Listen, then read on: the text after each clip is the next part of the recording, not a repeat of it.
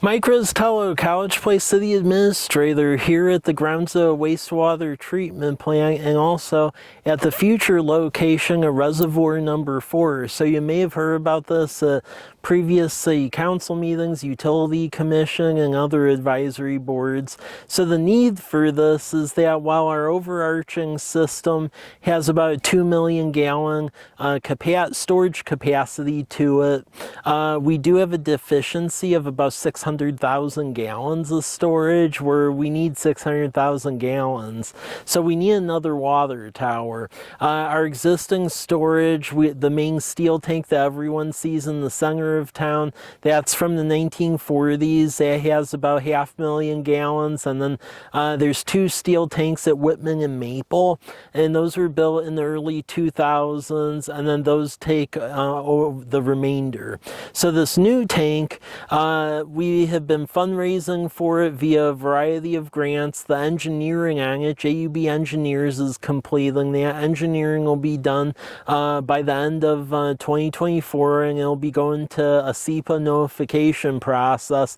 The tower here is going to be about 1 million gallons of storage.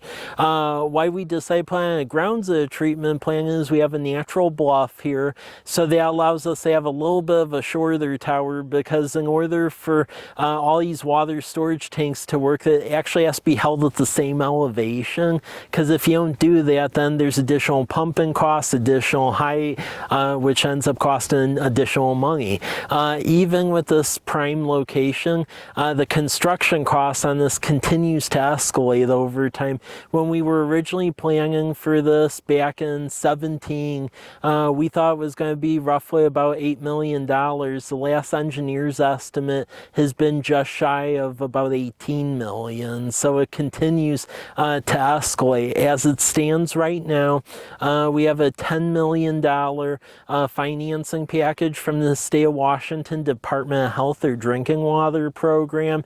Then also through Representative McMorris Rogers, we have a $5 million grant allocation from the Army Corps of Engineers to help. And then we're also putting in for an additional $4 million as congressional directed spending from Representative McMorris Rogers, so, and as well as Senator Murray and Cantwell. So we're making this thing happen. So general goal is to get to construction on this sometime in 2025. It'll be a steel tank over 100 feet tall, and it should be constructed, my guess, sometime in 2026 it'll wrap up, because it takes about a year. It's a process. We decided to do 1 million gallons, so that way we cover the 600,000 gallon deficiency, but then we also have a plan for growth as well.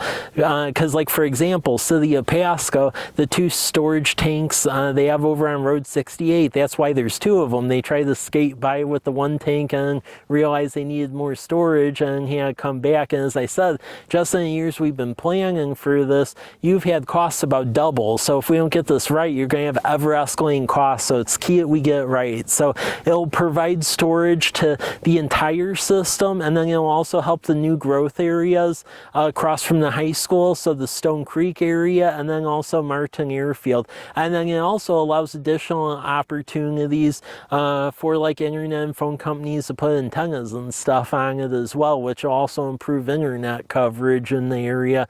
So it's a really good project. It'll make our system more resilient, and it'll have additional storage. And also, when we have to clean other tanks or take one offline, it's not going to cause a calamity where then we have to turn on our interties with Walla Walla or a neighboring district. We can depend upon our own system. So a very big project.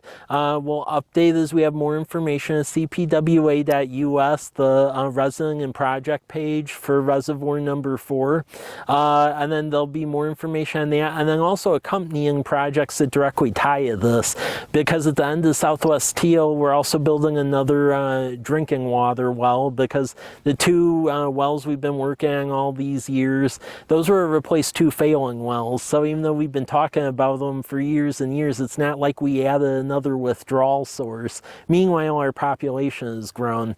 And then the other project that ties to all of this too is Majania Road, because to get the water from this water tower here and the well there, you need a pipe to do that. So as we reconstruct Majania Road, there'll be a large water main underneath it with fire hydrants, and then there'll also be a loop main on that new east-west road eventually the developers build as Stone Creek and all of that builds out. So a lot of projects going on, but it's exciting that it's finally starting to happen.